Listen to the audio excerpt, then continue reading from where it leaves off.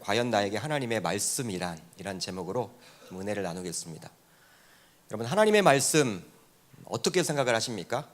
나에게 있어서 과연 하나님의 말씀은 무엇이라고 여기고 계십니까? 말씀. 우리가 굉장히 여러분 말씀이 중요하다.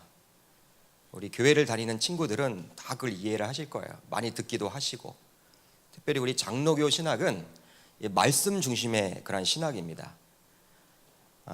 우리 마틴 루터가 종교개혁을 했죠. 로마 카톨릭에 대항해서 종교개혁을 했습니다.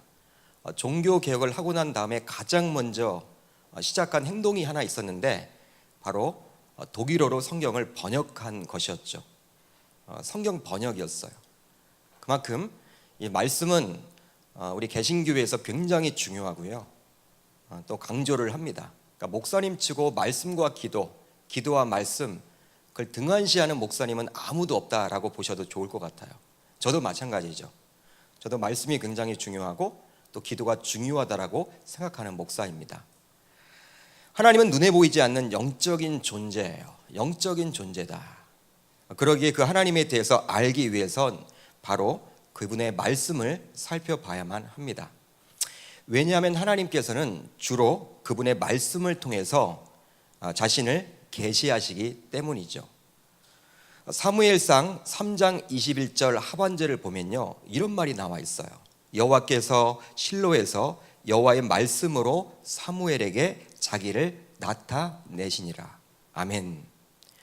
이상하게 보일지는 몰라도 사무엘이 실로에서 하나님을 본 것은 여호와의 말씀을 통해서라고 기록을 해주고 있습니다.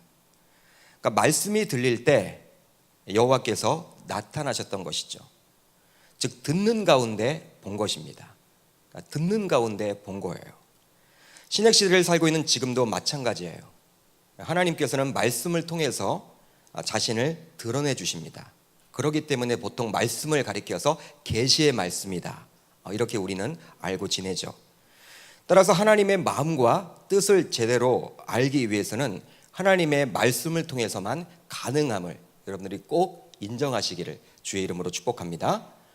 그렇다면 기독교에서 이야기하는 성경 66권이 왜 하나님의 말씀이 되는 것일까요? 저는 굉장히 궁금했어요. 하나님 눈에 보이지 않는데 항상 목사님들은 이 성경 66권이 하나님의 말씀이라고 막 강조를 하더라고요. 그리고 그걸 가지고 권면을 합니다. 어릴 적부터 저는 그게 굉장히 궁금했어요. 여러분, 왜 그렇습니까? 사람들이 그렇게 이야기하니까 그런가요? 성경 66권이 왜 하나님의 말씀이 되는 거예요?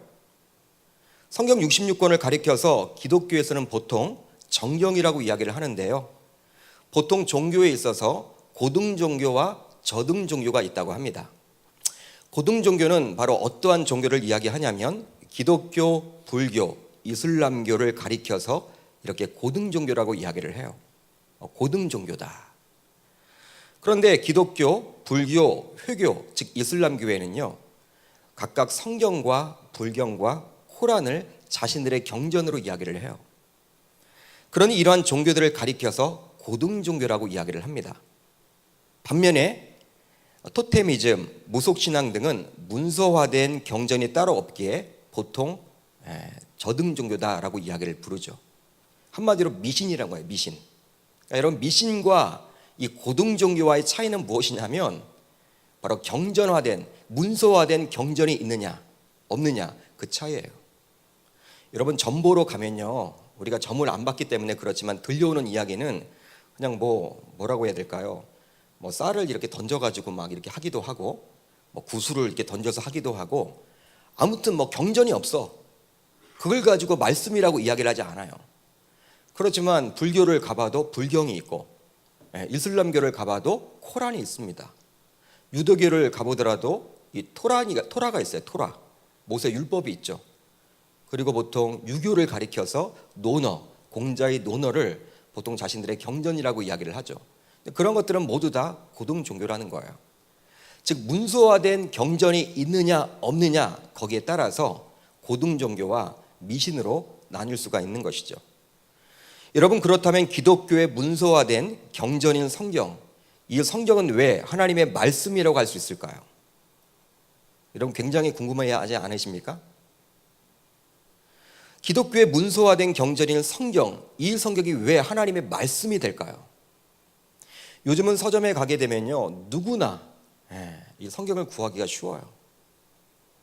교보문고에 가보면요, 뭐 신자뿐만 아니라 불신자들도 돈을 내면 다 성경을 구입합니다. 그렇다면 이것이 어떻게 하나님의 말씀이 되는 것일까요? 바로 다음과 같은 말씀 때문이죠. 모든 성경은 하나님의 감동으로 된 것으로 교훈과 책망과 바르게 함과 의로 교육하기에 유익하니. 분명히 이렇게 기록을 하고 있죠. 모든 성경은 무엇으로? 하나님의 감동으로 되었다. 여러분, 이 구절에 우리는 주목을 해야 돼요. 여러분, 이 말은 무엇입니까? 지금 우리가 살펴보고 있는 개역개정을 보면 잘 이해를 할 수 없지만 영어 성경을 보면요, 어떻게 기록을 하고 있습니까? 이 모든 성경은 하나님의 감동으로 된 것으로, 이 부분을 영어 성경을 한번 보세요. 여러분들이 가지고 있는 영어 성경을 한번 보세요. 가지고 있다면 어떻게 기록을 하고 있습니까? God breathed, God breathed, 즉 하나님이 호흡하셨다라고 표현을 하고 있어요. 그러니까 하나님의 감동하심이 바로 무엇이냐면 하나님이 친히 호흡해 주셨다라는 거예요. 동일한 뜻이 창세기 2장 7절을 보면 나오는데요, 여호와 하나님이 땅의 흙으로 사람을 지으시고 생기를 그 코에 불어넣으시니 사람이 생명이 되니라. 그러니까 생기를 불어넣으시니와 같은 의미입니다. 생기를 불어넣었다. 즉 하나님께서는 자신이 말씀으로 만든 땅의 흙을 가지고 자신의 형상에 따라서 사람을 지으시고 그 코에 자신의 생기를 불어넣어서 우리 인간으로 하여금 생명이 되도록 해주셨습니다. 그렇습니다. 하나님이 다른 것들을 창조할 때는요, 그냥 말씀으로 하셨지만 우리 인간만큼은 심혈을 기울여서 창조하셨음을 알 수 있는 거예요. 이것이 바로 디모데후서 3장 16절에서 말한 바로 하나님의 감동하심으로 된 것이라고 말할 수 있는 거예요. 하나님의 감동으로 되었다, 이 뜻입니다. 이렇게 하나님의 감동으로 기록되었기 때문에 성경 66권은 정확무오한 하나님의 말씀입니다.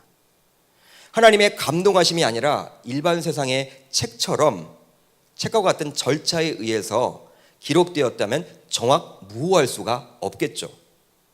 그러나 하나님이 친히 숨을 불어넣어서 만드신 성경이기 때문에 이 성경은 정확무오한 하나님의 말씀이 되는 거예요. 여러분, 한마디로 오류가 없는 것입니다. 여러분, 무엇이 없다고요? 오류가 없는 거예요. 신자들 가운데서도 어떤 분들은 자신의 이성적인 사고로 이해가 잘 되지 않는 내용은 믿을 수 없다라고 주장하는 분들이 있어요. 제가 아는 친구도 그래요. 제 고등학교 친구는 교회를 다니지 않는데 저한테 성경 이게 하나님의 말씀이다라고 제가 이야기를 했더니, 야, 그걸 어떻게 믿을 수 있냐? 이해가 되지 않는다라는 거야. 당연히 너는 이해가 안 된다. 믿음이 없으니까. 저랑 굉장히 말씨름을 했어요. 말싸움을 했어요. 그러니까 말이 안 통해요, 여러분. 이 불신자들과 이게 말이 안 통해. 저는 아무튼 이 친구를 뭐 교회로 이렇게 전도하기 위해서 굉장히 노력을 많이 했는데, 이 친구는 자신의 이성적인 사고를 가지고, 야, 성경? 야, 그게 말이 돼? 어떻게 예수님이 물 위를 건널 수가 있어? 어떻게 홍해가 갈라져? 어떻게 여리고성이 그렇게 무너질 수 있냐? 죽은 자가 살아나? 각종 이적과 기적을 잘 믿으려고 하지 않더라고요. 이성적인 사고로 보아서 그리합니다. 그러나 성경은 오류가 없기에 내가 믿지 못할 뿐이지 엄연한 사실인 거예요. 나의 믿음 없음에 문제가 있는 것이지 그 성경만을 탓할 것은 아닙니다. 그렇다면 우리 마하나임 공동체에 속한 여러분들 모두 성경 66권이 하나님의 말씀으로 믿어지십니까? 믿어지세요? 여기 우리 청년들이 많이 계시는데 성경 66권이 하나님의 말씀이라고 믿어지세요? 그렇다면 그 믿음 주신 하나님께 감사하셔야 돼요. 그러나 아직 믿을 수 있는 내용과 믿지 못하는 내용으로 구분지어서 성경을 보고 있노라면 피조물인 나의 이성적인 사고로 비록 이해할 수 없다라고 해서 그 성경을 내 마음대로 난도질해서는 안 되는 것입니다. 여러분, 자유주의 학자, 자유주의 신학자들이 굉장히 무서운 것이 무엇이냐면, 우리가 조심해야 되는 것이 무엇이냐면, 그러니까 자유주의 신학을 통해서 이 성경을 보게 되면요, 이 자유주의라는 게 여러분 무엇입니까? 그러니까 인간의 이성을 굉장히 강조하는 거예요. 예. 인간의 이성을 굉장히 강조합니다.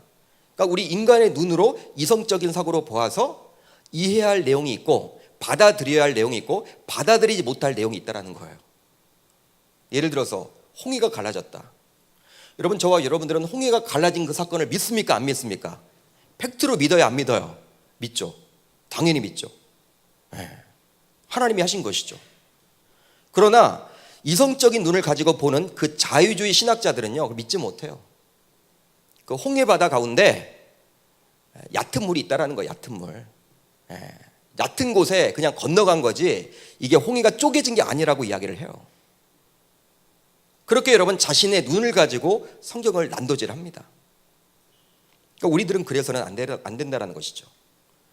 이렇게 성경 66권이 하나님의 말씀임을 믿고 확신하게 된다면 우리들은 언제나 하나님의 뜻과 마음을 알 수 있기에 삶을 살아가면서 굉장히 든든하게 되는 것입니다. 여러분, 뭐라 할까요? 삶의 주관자인 하나님의 뜻과 마음, 그것을 하나님의 말씀을 통해서 알 수 있으니 답을 알고 내 인생을 살아가는 것과 마찬가지예요. 여러분, 나의 인생이 있는데 그 인생의 답을 누가 알고 있습니까? 하나님은 알고 계시죠. 하나님은 정답을 다 가지고 계시죠. 우리의 미래를 다 알고 계시죠. 근데 우리가 말씀을 이렇게 이해하고 믿고 나아간다면요, 이 하나님의 뜻을 아는 것이기 때문에 굉장히 여러분 인생을 살아갈 때 있어서 뭐라고 할까, 큰 백을 마침 쥔 것처럼 그렇게 여기기 쉽다라는 거예요. 큰 백을 가진 사람처럼 담대하게 세상을 살아가게 되는 거예요. 그렇기 때문에 여러분 이 말씀을 붙드는 것이 굉장히 중요한 것이죠. 그렇다면 하나님의 말씀의 특징은 무엇이 있을까요? 한번 살펴보고자 합니다. 먼저 하나님의 말씀은 운동력이 있습니다. 한번 따라합니다. 하나님의 말씀은 운동력이 있습니다. 여러분, 오늘 말씀 12절 상반절을 보면 이렇게 기록을 하고 있죠. 살아있고 활력이 있어. 여러분, 이것이 바로 운동력이에요. 운동력이다. 우리는 지금 개역 개정 성경을 보고 있는데 불과 한 10여 년 전에 우리가 보았던 개역 한글 성경, 여러분들이 집에 다 있을 텐데요, 그 성경을 보면요, 어떻게 이 부분을 표현하고 있냐면 살아있고 운동력이 있어. 지금은 살아있고 활력이 있어. 그렇게 여러분 기록을 하고 있어요. 운동력이라는 단어를 사용합니다. 운동력이 있다는 것은요, 정적인 것이 아니라 동적인 것이라는 의미예요. 동적이라는 거예요. 동적. 즉 하나님의 말씀은 한 곳에 머물러 있는 것이 아니라 주변에 다니면서 영향을 끼친다라는 것이죠. 정상적인 아이를 한번 생각해 봅시다. 어른들의 눈높이로 볼 때는요, 다소 번잡스럽게 보여요. 이 아이들. 정상적이에요, 여러분. 그게 이 아이 동자를 보게 되면요, 가만히 있는 게 아니에요, 여러분. 막 움직이는 아이를 여러분 가리키죠. 그 한자가 여러분 그렇게 표현을 하고 있죠. 여러분, 굉장히 활발합니다, 아이가. 어른들이 보기에는 좀 번잡스럽다 이렇게 느껴지지만 그 아이의 입장에서는 굉장히 여러분 긍정적인 거예요. 정상적인 거예요. 어떤 부모님들은 저에게 와가지고 목사님, 우리 아이가 너무나 번잡해요. 근데 제가 보기에는요, 정상이에요. 정상이에요. 시간이 지나면 이제 달라질 거예요. 여러분, 아이들을 보면요, 어디를 갈 때에도 걸어가기보다는 보통 뛰어다녀요. 그러기에 조용히 해야 할 음식점에서도 가만히 있지를 못해서 문제가 되는 것이죠. 가끔 제가 가족들과 함께 마트를 갈 때가 있습니다. 근데 막내 아들과 주로 가게 되는데 막내가 지금 초등학교 3학년이에요. 근데 이 초등학교 3학년인 막내 아들은 거의 뛰어다녀요. 마트를 여러분 걸어가는데요, 막내가 3학년인데 여러분 아빠가 가는데 뒤에서 이 막내는 앞으로 여러분 한 20보, 30보 먼저 갔다가 다시 와. 그리고 또 가. 이걸 몇 번 여러분 반복을 해요. 내가 여러분 일부러 여러분 늦춰갑니다. 우리 힘들면 여러분 그만할까 봐. 근데 아이는 여러분 지치는 법이 없어요. 여러분 그냥 뛰어요. 막 뛰어요. 뭐가 좋나 봐. 그렇게 마트를 가면 여러분 이렇게 뛰어다니는 거, 그것이 바로 운동력이에요. 활기 있고 적극적이고 그리고 동적인 모습을 기대하시면 되는 거예요. 근데 여러분, 무엇이 그렇다는 것입니까? 하나님의 말씀이 그렇다는 것이죠. 그러기에 하나님의 말씀은 한 곳에 머무르기보다는 두루두 다닙니다. 두루루 다니는 거예요, 여러분. 생기가 있는 것이죠. 그냥 푹 처져 있는 것이 아닙니다. 지쳐 있는 것이 아니에요. 그렇기 때문에 말씀이 임하게 되면 생명이 싹트게 돼요. 말씀이 임재하게 되면 저절로 춤추게 돼요. 그냥 기쁨이 생겨요. 두려움이 사라지는 것이죠. 염려, 걱정, 근심이 사라지게 됩니다. 그러다 보니 얼굴이 굉장히 밝아지게 돼요. 저처럼. 여러분들처럼. 여러분, 말씀을 우리가 확 받아들이면요, 그냥 기뻐요. 그냥 춤을 추고 싶어요. 사람이 긍정적으로 변해요. 예전에 외국의 신학자들이 와서 한국 교회의 주일 예배를 탐방하고 돌아간 적이 있다고 합니다. 외국의 신학자들이. 한국 교회가 굉장했잖아요, 여러분들. 세계 1위부터 10위 교회가, 한국 교회가 여러분 다 차지했거든요. 세계 최대의 감리교, 세계 최대의 교회, 장로교 다 여러분 한국 교회였거든요. 성도 숫자로, 재정으로. 그들은 서울의 몇몇 중대형 교회를 중심으로 탐방을 했는데요. 그 신학자들이 외국에, 그들이 공항에서 출발하면서 기자들에게 이런 말을 했다고 그래요.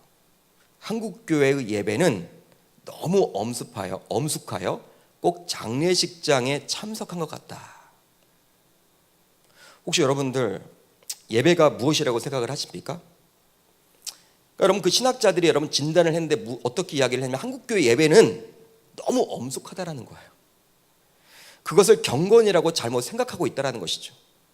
그러다 보니 예배 시간에 박수 치는 것을 정죄합니다. 그리고 찬송가만 불러야 하고 드럼과 같은 악기 사용도 금하는 교회가 지금도 존재해요. 제가 이전에 한번 섬겼던 교회는 이 강남에 있는 교회였는데 장로교였어요. 여러분, 목사님이 나이가 굉장히 많으셨어요. 은퇴를 한 2, 3년 앞두고 있는 어른이었습니다. 여러분, 드럼 못 쳐요. 교회에서. 찬송가만 불러야 돼요. 저는 막 다 하고 싶은데 안 맞더라고요, 저랑. 목사님 철학이 있죠, 당연히. 그걸 여러분 나쁘다라고만 이야기할 수 없지만 정죄를 하니까 문제가 되는 거예요. 그것도 이해를 해주면 좋은데 그렇게 하지 말라는 거예요. 물론 예배는 하나님께 올려야만 합니다. 예배를 통해서 오직 하나님만이 영광을 받으셔야 하죠. 그러나 주님께서는 예배 그 자체의 형식보다도 예배하는 자에 주목하고 계신다라는 거예요. 아무리 경건하게 예배를 드리려고 해도 예배하는 자가 그렇게 살지 못했다면 그 예배를 하나님이 받으시겠습니까? 여러분, 그건 경건이 아니죠. 경건의 모습만 있는 것이죠.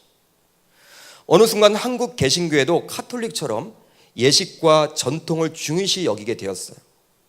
개신교회가 말씀 중심이 아니라 예식과 전통을 강조했던 중세 캐톨릭 교회처럼 그 캐톨릭의 모습에 반기를 들고 당시 종교개혁자들이 종교개혁을 하게 되었는데요. 어느덧 한 500년 정도 흐르면서 한국 교회도 이 교회 전통, 예전, 예식을 굉장히 강조하게 되었어요. 우리는 항상 내가 해왔던 방식만이 옳고 내가 해왔던 방식만을 주장하기보다는 이것이 과연 성경적인지 말씀적인지 한번 살펴봐야 하는 거예요. 아무튼 예배는 축제가 되어야 합니다. 예배는 여러분 축제예요. 하나님 앞에 여러분 영광을 올려드리는 거예요. 하나님이 우리 아버지 되시잖아요. 그 아버지의 전에 왔기 때문에 여러분 마음에 기쁨이 있어야 되는 거예요. 예를 들어 볼게요. 우리가 여러분 설날, 추석 명절을 맞이해서 이 자녀들이 모여있다고 칩시다. 자녀들이 여러분 모여있으면요, 부모가 여러분 어떨 때 가장 기쁠까요? 용돈 줄 때? 여러분 어떨 때 가장 기쁠 것 같아요? 부모라면. 여러분들이 부모라고 한번 생각을 해보세요. 아직 부모가 되지 못했지만 내가 부모다. 어떨 때 여러분 가장 좋을까요? 출가한 자녀들이 다 모였는데 그냥 기쁠 때. 뭐가 그렇게 좋은지. 여러분, 부모님 밑에서 막 너무나 좋은 이야기를 하고 긍정적이고 기뻐할 때 그냥 부모님은 그런 모습만 봐도 기쁜 거예요. 여러분, 이 전이 바로 하나님의 전입니다. 우리가 하나님 앞에 예배하고 있죠. 여러분, 그렇다면 하나님이 어떤 예배를 받으실까요? 바로 우리가 축제와 같은 예배, 기쁨으로 예배를 올려드릴 때 하나님은 그 예배를 기뻐 받으시리라 저는 믿습니다. 물론 인위적으로 만들 수도 없어요.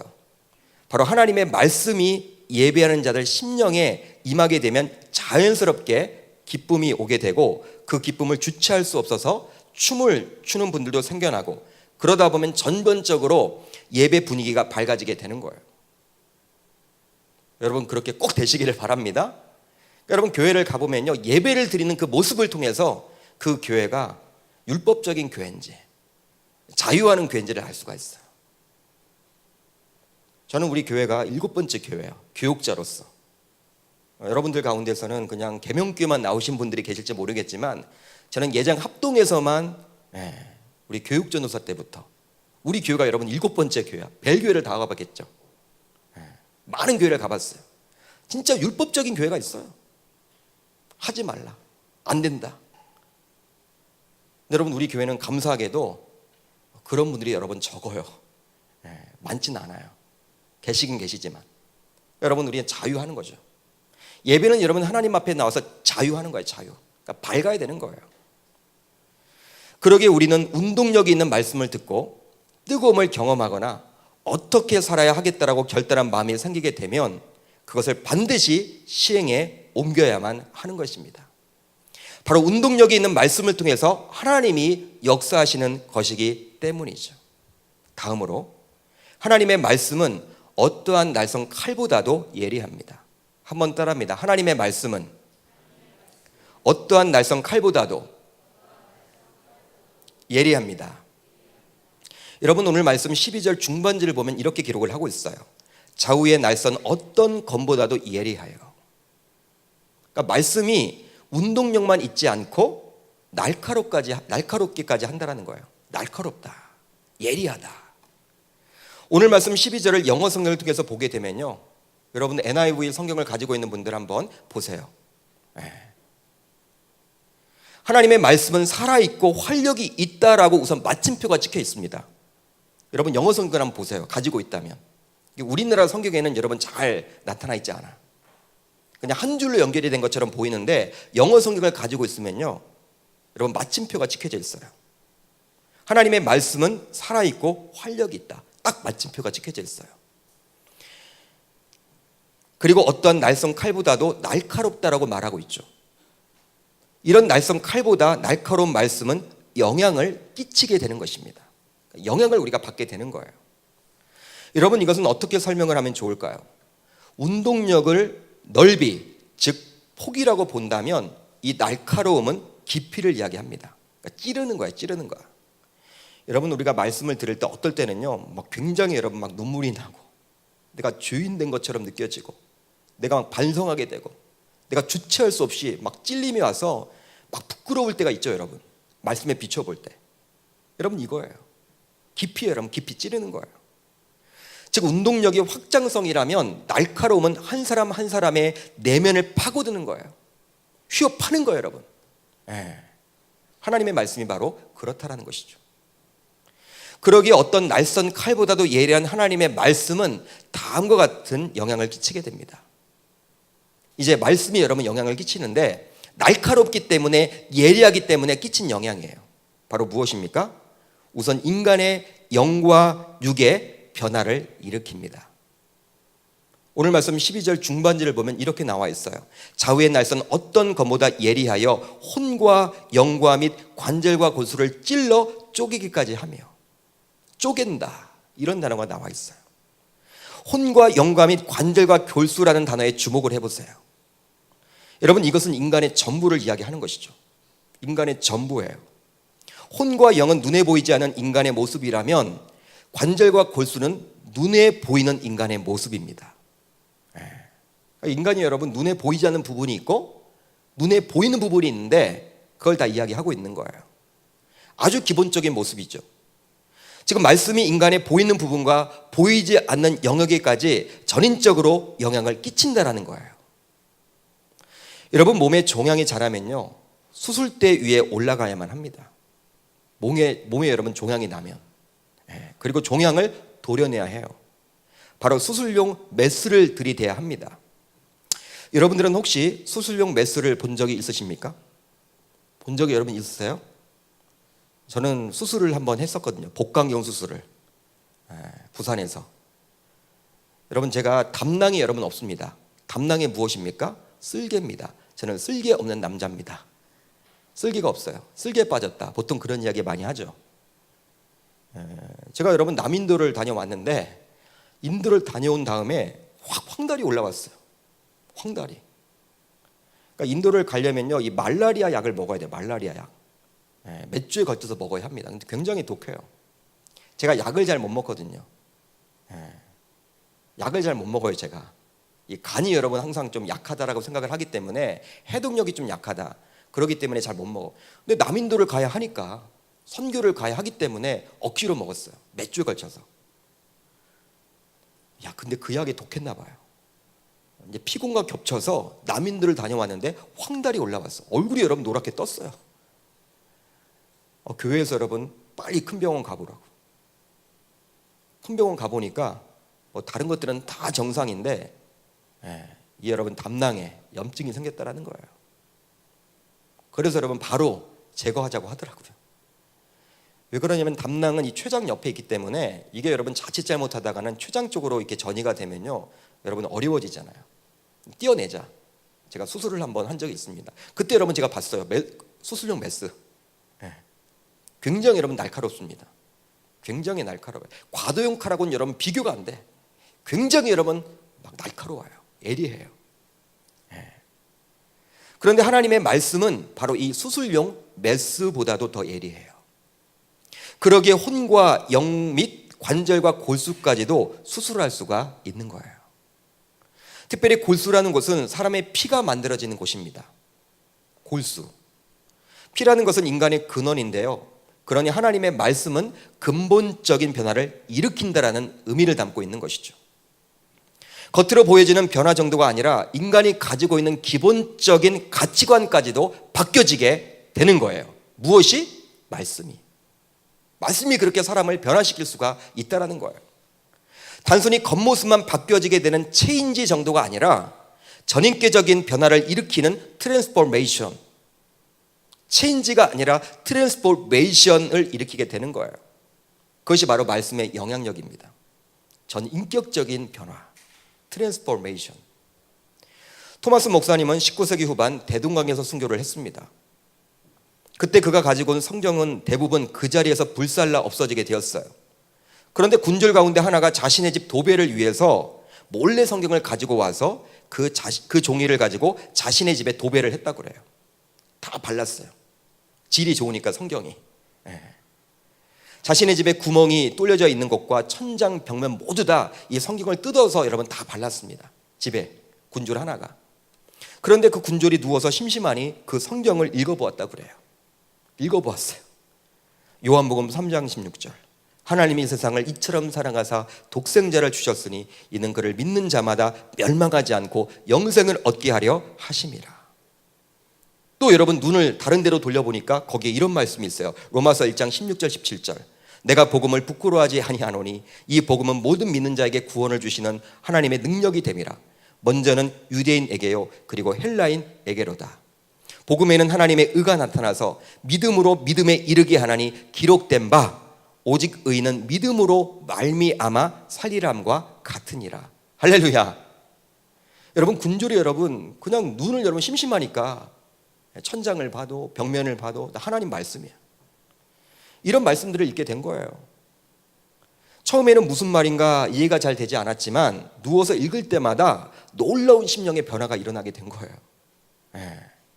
그때 자신들이 죽인 토마스 선교사에 대해서 깊이 생각을 해보게 되었고, 그 외국인이 왜 이렇게 죽으면서도 우리에게 원망조차도 하지 않고 그렇게 우리에게 성경을 주기를 원했을까? 이 책을 주기를 원했을까? 이게 뭔가?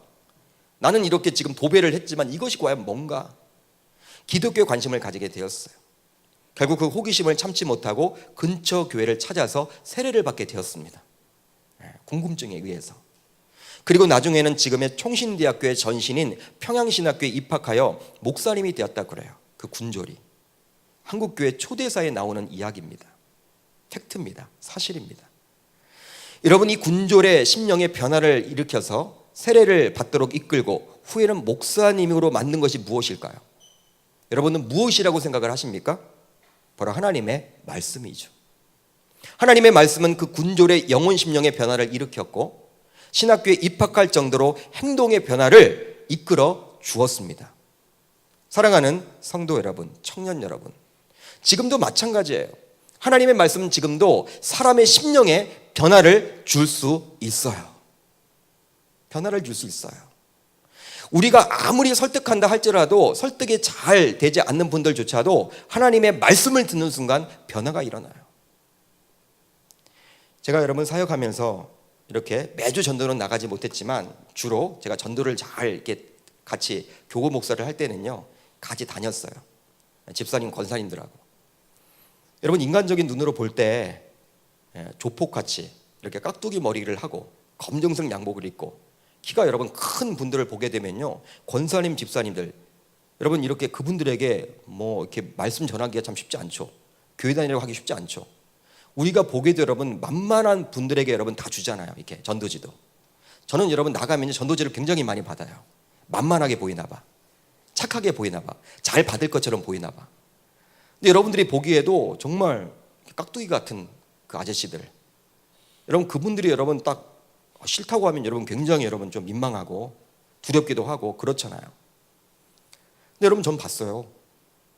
한 권사님이 굉장히 용기가 있어. 이 깍두기 머리를 하고 있는 분을 놓고 막 말씀을 전하는 거야. 사역리를 가지고 책을 가지고. 나중에 여러분들 그분이 눈물을 뚝뚝 흘리는 거예요. 그 자리에서. 전 그걸 봤어요, 여러분. 제 눈으로 여러분 확인을 했어요. 그때 여러분 저는 깨달았어요. 야, 하나님의 말씀이구나. 아무리 여러분 우리가 설득한다고 해도 그분들이 되겠습니까? 여러분 우리의 말발로 될까요? 우리의 설득력으로 될까요? 우리의 지식으로 될까? 안 돼요. 하나님의 말씀이니까 그 깍두기 머리를 하고 있는 그분이 쪼그려 앉아가지고 눈물을 흘리고 있는 거예요. 다음 주 교회를 나왔더라고. 왜냐하면 하나님의 말씀은 어떤 날성 검보다도 날카롭기에 혼과 영과 및 관절과 골수까지도 찔러 쪼갤 능력이 있기 때문입니다. 여러분 그것을 믿으셔야 하는 거예요. 이런 하나님의 말씀의 능력을 저와 여러분들은 신뢰하셔야 하는 거예요. 우리가 보기에 절대로 바뀌어지지 않을 것처럼 느껴지는 스크루지와 같은 이 고집센 사람일지라도 하나님의 말씀은 변화시킬 수 있다라는 그 믿음과 확신을 꼭 가질 수 있기를 주님의 이름으로 축복합니다. 그러기에 그런 분들이 보일 때마다 말씀을 들을 기회를 만들어 드리는 것이 굉장히 중요하죠. 오늘도 우리 1, 2부를 통해서 많은 분들이 오셨어요. 이 장년들이 많이 왔어요. 뭐 가족들 가운데, 지인들 가운데, 또 우리 교회 집사님이었지만 그냥 교회를 떠난 분들이 있더라고요. 근데 그분들이 여러분들 다시 왔어요. 여러분 무엇일까요? 여러분 말씀을 듣도록 기회를 드리는 거예요. 우리가 여러분 할 수 없어. 하나님의 말씀이 들려질 때 그들의 심령의 변화가 끼치는 것이기 때문입니다. 다음으로 마음의 태도와 생각을 분별하게 되는 거예요. 마음의 태도와 생각을 분별하게 됩니다. 오늘 말씀 12절 하반절을 보면 이렇게 나와 있어요. 좌우의 날선 어떤 검보다도 예리하여 또 마음의 생각과 뜻을 판단하나니. 여러분 어떠한 칼보다도 날카로운 하나님의 말씀은 이제 마음의 태도와 생각까지도 분별하게 됩니다. 분별력을 갖게 되는 거예요. 그렇다면 마음의 태도와 생각은 무엇일까요? 바로 인간의 지정의를 아울러 이르는 말입니다. 지정의, 인간의. 이런 인간의 내밀한 지식과 생각과 감정마저도 신자들은 하나님의 말씀으로 올바르게 분별할 수가 있어요. 내 여러분 마음에 이 말씀이 있으면요, 사람들을 만날 때요, 여러분 분별력이 생겨요. 영적인 분별력이 생겨요. 잘 판단해요. 사무엘상 16장 7절을 보십시오. 여호와께서 사무엘에게 이르시되 그의 용모와 키를 보지 말라. 내가 이미 그를 버렸노라. 내가 보는 것은 사람과 같지 아니하니 사람은 외모를 보거니와 나 여호와는 무엇을 본다? 중심을 보느니라 하시더라. 중심. 중심을 꿰뚫어 보시는 분이 바로 하나님임을 말해주고 있어요. 여러분 중심이 무엇입니까? 영어 성경을 보게 되면 마음이에요. 하트예요. 여러분 중심이라는 단어가 바로 마음과 같은 뜻이에요. 오늘 본문에 나와 있는. 그러기에 하나님의 말씀이 바로 그렇다라는 거예요. 따라서 삶 속에서 하나님의 말씀은 우리로 하여금 사람들의 관계 속에서 지혜를 더해줍니다. 상대방이 말하지 않아도 말씀을 가지고 있는 사람은, 말씀이 내 안에 있는 사람들은요, 그 상대방의 속 깊은 태도와 생각까지도 분별할 수가 있어요. 저도 항상 기도하는 게 바로 그거예요. 하나님, 제가 목회자입니다. 그래도 한 지교회의 담임 목회자입니다. 신방을 다니고 설교를 하고 사람들과 대화를 할 때 저에게 분별력을 달라고. 여러분 저에게 물으러 오는 사람들이 굉장히 많잖아요. 의견을 물으러 온 사람들이 굉장히 많잖아요. 목사님 어떻게 판단을 하실래요? 장로님들도 여러분 다 물어봐요, 저에게. 제가 판단을 해줘야 돼요. 여러분 리더가 여러분 잘못 판단을 하게 되면요, 여러분 교회가 어려워지는 거예요. 여기 계신 분들 가운데서 리더급에 있는 분들은요 굉장히 중요해요. 우리 소그룹이 여러분 어려워져요. 말씀을 받지 못한다면. 마태복음 26장 21절을 보십시오. 그들이 먹을 때 이르시되 내가 진실로 너에게 이르노니 너희 중에 한 사람이 나를 팔리라 하시니. 예수님은 가룟 유다의 미래까지도 알고 계셨어요. 보통 누군가를 속이려는 사람은 주변 사람들에게 티를 내지 않으려고 엄청나게 조심하죠. 노력을 하죠. 마찬가지로 가룟 유다도 그리했을 거예요. 드러나지 않도록 하기 위해서. 예수 팔 마음이 있지만 그걸 여러분 보이고 싶지 않은 거예요. 그렇기 때문에 제자들은 다 몰랐어. 제자들은 다 속일 수가 있었어. 그러나 하나님이신 예수님은 이미 가룟 유다의 마음과 생각을 모두 알고 계셨습니다. 여러 곳에서 여러 번 말씀하심으로 가룟 유다로 하여금 회개하고 돌아오도록 했죠. 자유의지를 가졌으니까 기회를 주었어요. 그러나 가룟 유다는 결국 은 30에 예수를 팔아버립니다. 안타까운 일이 벌어지게 된 것이죠. 사랑하는 성도 여러분, 하나님은 우리 인간과 달리 우리 인간의 마음과 생각을 꿰뚫어 보시는 분임을 믿으시기를 바랍니다. 따라서 사람은 속일 수 있어도 하나님은 절대로 속일 수가 없어요. 따라서 그분은 항상 24시간 신자의 행동뿐만 아니라 그 마음과 생각까지도 감찰하고 계신다는 생각을 갖는 것은 굉장히 중요해요. 신자라고 하면서도 우리들은 겉으로 보여지는 이미지만을 보고 사람들 혹은 상황을 평가하고 판단 내리는 경우가 얼마나 많은지 몰라요.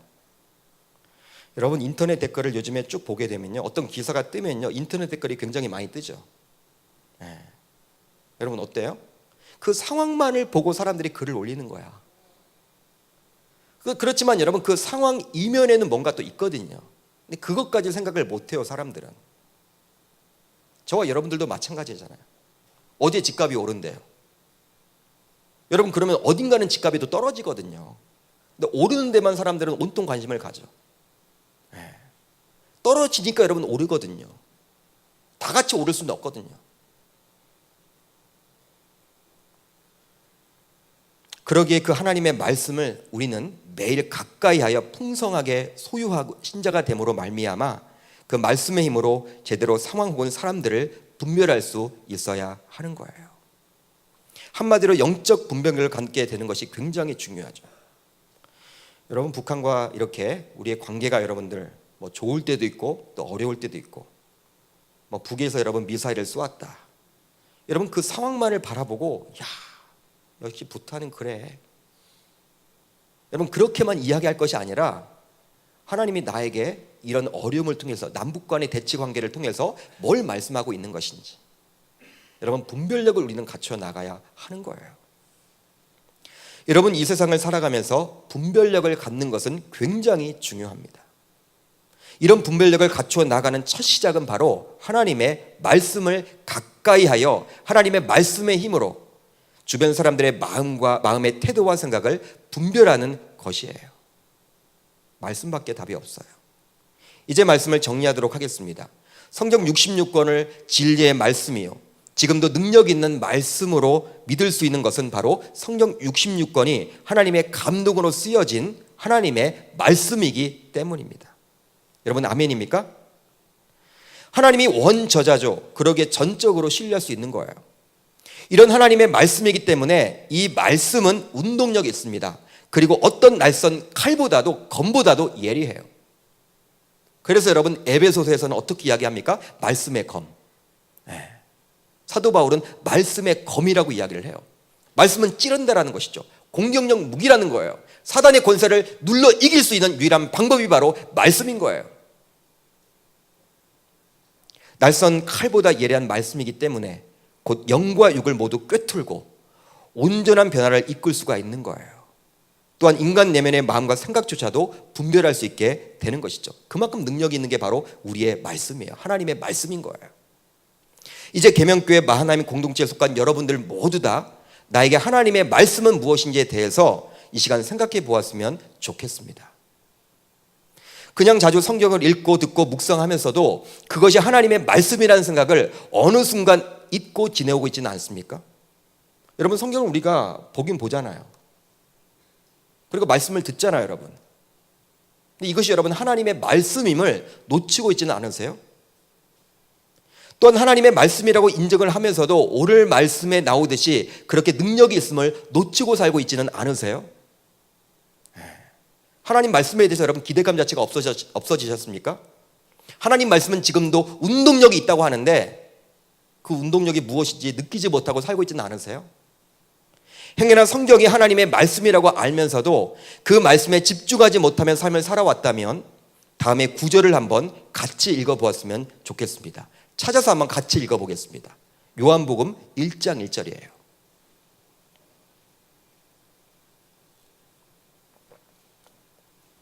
요한복음 1장 1절.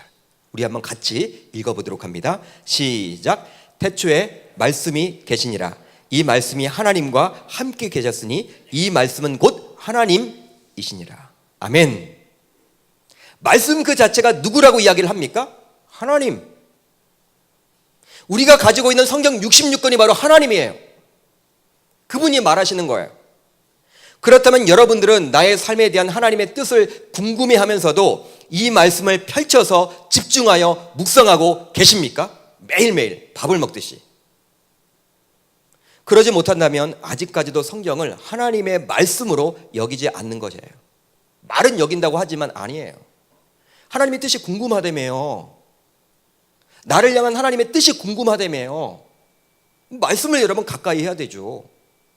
우리가 밥은 먹잖아요, 여러분. 다 챙겨 드시잖아요. 운동하잖아요. 할 것 다 하잖아요. 제가 아는 청년은 바빠서 연애를 못한대. 제가 거짓말하지 말라고 그랬어. 나중에 연애하더라고. 바빠도 하더라고요. 바빠도 하는 게 연애야. 여러분, 바빠서 기도합니다라는 책이 있습니다. 빌 하이빌스 목사님. 바빠서 기도한대요.